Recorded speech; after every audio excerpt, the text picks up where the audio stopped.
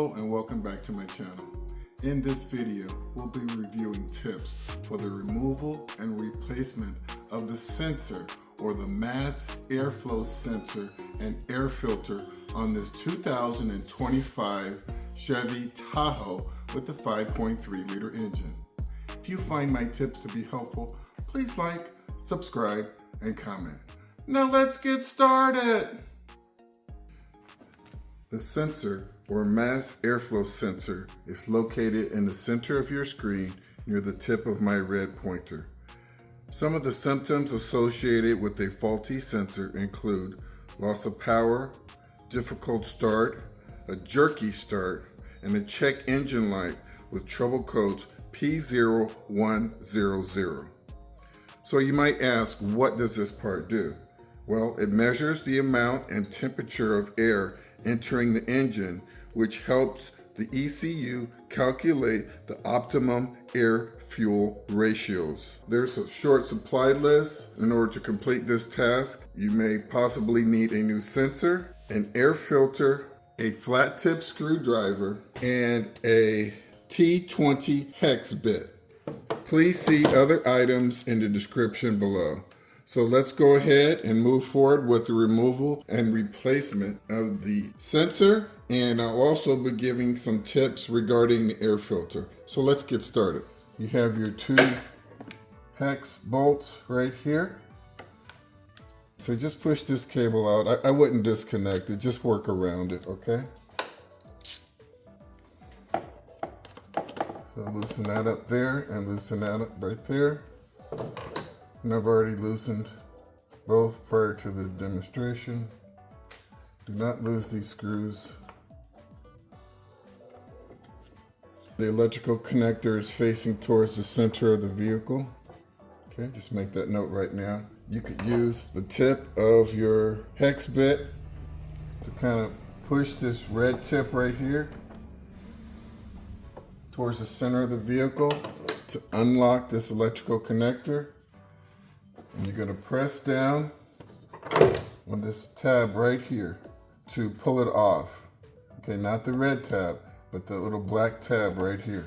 Okay, so you're going to push it towards the sensor and then away. Just like that. Okay.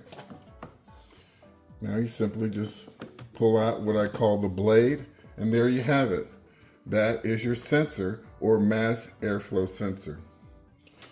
I like to inspect it, so let's just go ahead and start from top to bottom. You look inside here and you'll see that there are 4 prongs and they're very straight. And that's exactly what you want to see. Okay.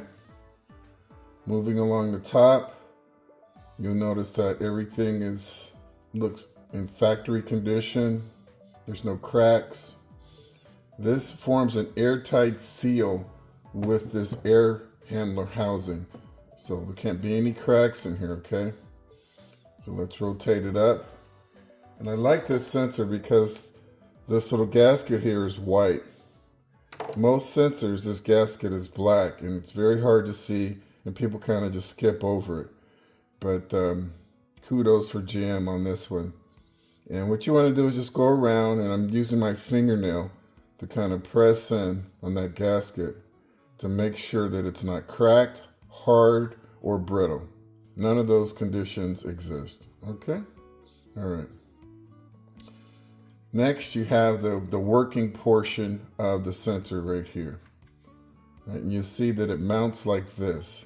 And so if you can imagine, the air filter is here. So air comes in, sweeps across the MAFS airflow sensor, and then onto the throttle body. Okay? So air comes in, gets captured here, right? Sweeps in and up through here. The sensor is able to detect pressure and also temperature. Once it does that, it sends it out to the engine control unit. Do not touch that green sensor sticking out right there, okay? Sometimes these sensors can become dirty. And I'll let you know, these things, they're pretty much bulletproof and they should last the life of your vehicle.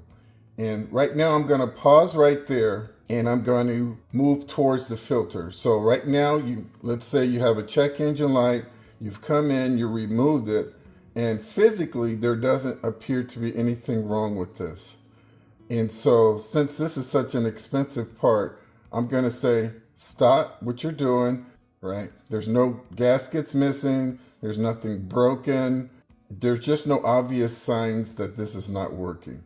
So let's just set this off to the side right now. And what we're going to do is we're going to focus on the air filter.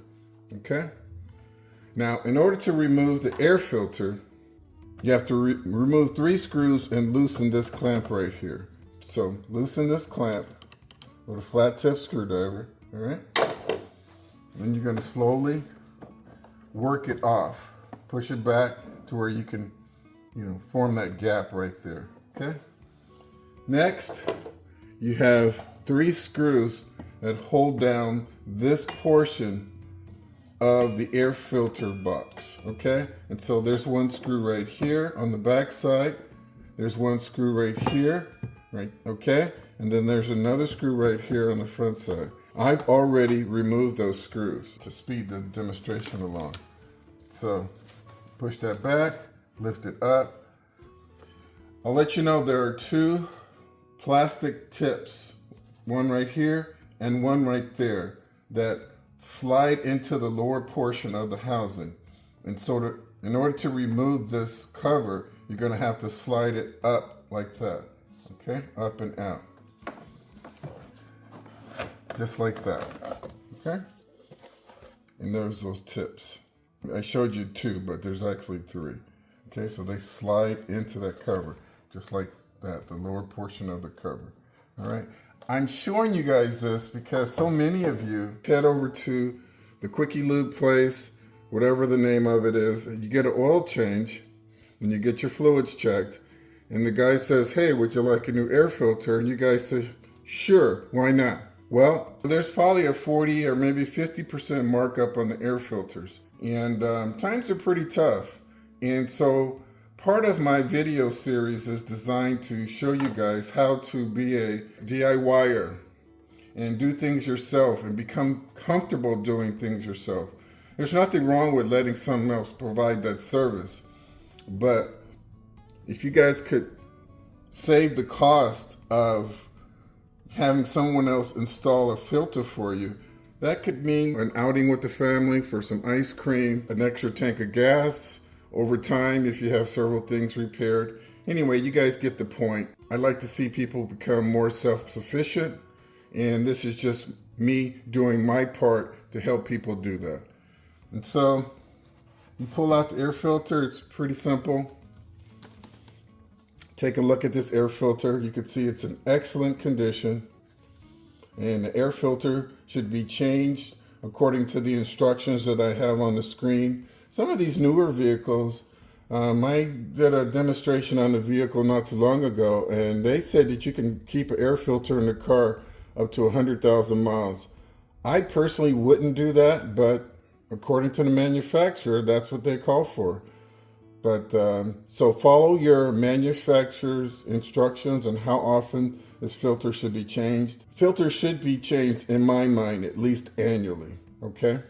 Especially for a vehicle like this. It's a 4x4. If you're really using it for its purpose, you guys are doing off-road, dusty conditions. If you're driving in moist conditions, this is going to absorb moisture.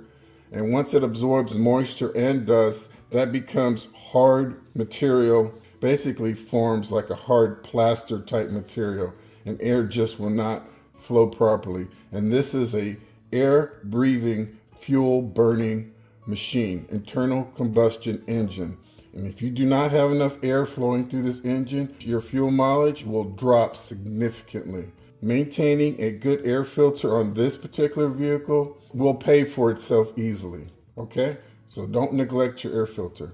If you take this air filter off and you notice that these pleats are wavy like that, it needs to be replaced, because that means that there was dust on there, moist air was sucked in and onto the filter, and then when it dried, pleats dried at a different rate than the dust, and then that's what causes the twist.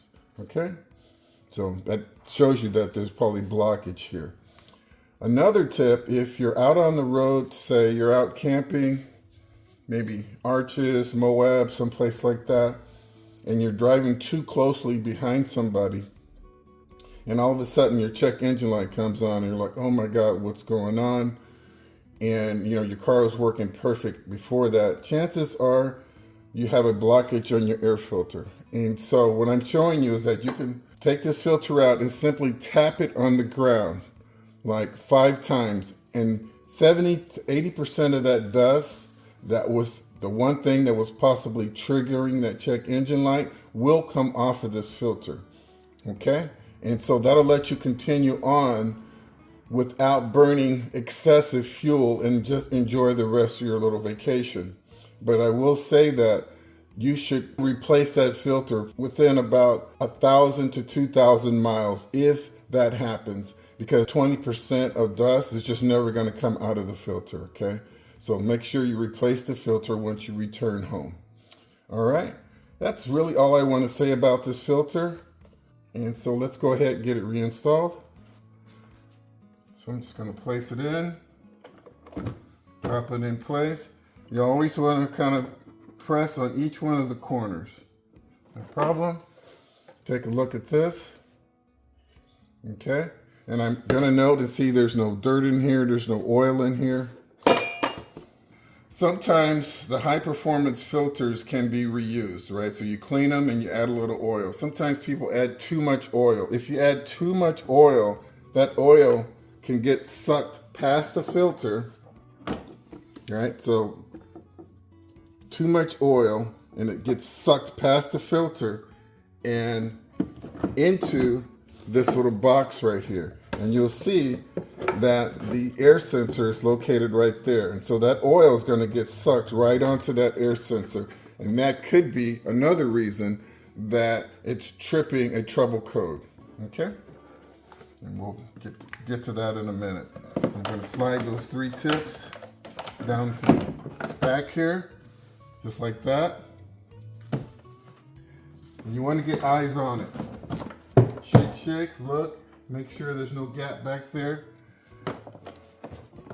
I'm going to replace those screws later, but I'm just showing you guys. So there's a screw that goes here, a screw that goes here, and a screw that goes there. But I'm not going to stop the video to do that, okay?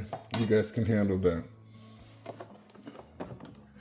Also, I'm going to go ahead and slide this hose on. And one tip that I always recommend is that you always slide the part of the hose on that you can't see, slide that part on first. Because I can't count the times when I was a lot younger where I would put the hose on and it looked fine for the part that I could see, and then what would happen is I put it on and I'm like, okay, it seems to be on, and I would tighten it down, and then when I start the car wouldn't run right.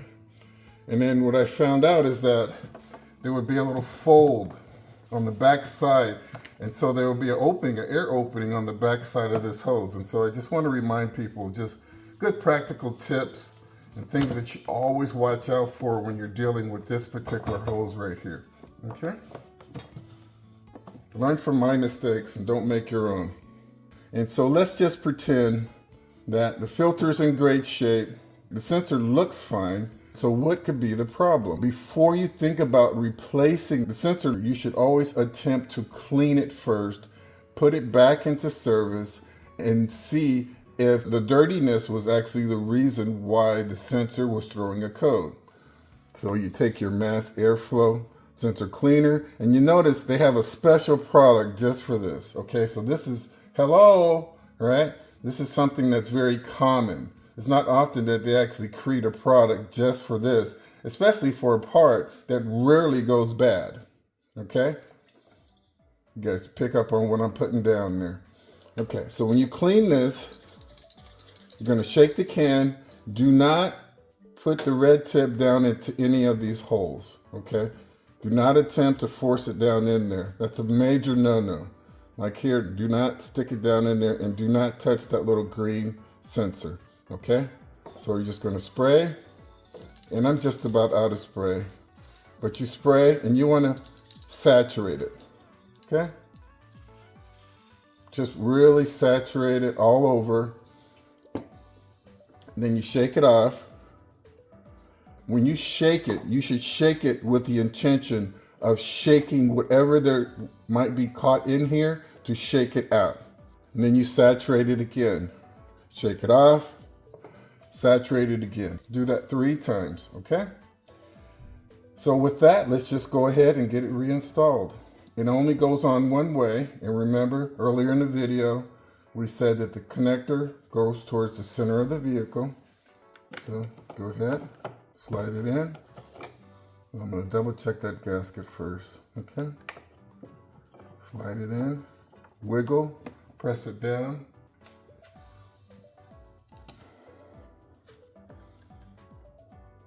Okay, that's one screw. The second screw. Now we have our connector. I'm going to tighten my screws down later. I'm not going to put you guys through that, but I'm just going to go ahead and move forward with the video. So now we're looking at our electrical connector. Always, always, and triple always make sure that this gasket is in place and it's not deformed, okay? You're right here in the front of the vehicle. This is where rain might come through and onto your sensors and things. And so you definitely have to have a gasket that's seated properly and it's in place, okay? This is very easy to get water onto that and short this thing out. Okay, so I'm gonna slide on, listen for the click. There you go. And then you're gonna push the red tab forward to lock it in place. And there you have it. This wraps up this video on the sensor or mass airflow sensor for this 2025 Chevy Tahoe with the 5.3 liter engine. I hope you found my tips to be helpful. Please like and subscribe. And until next time, drive defensively.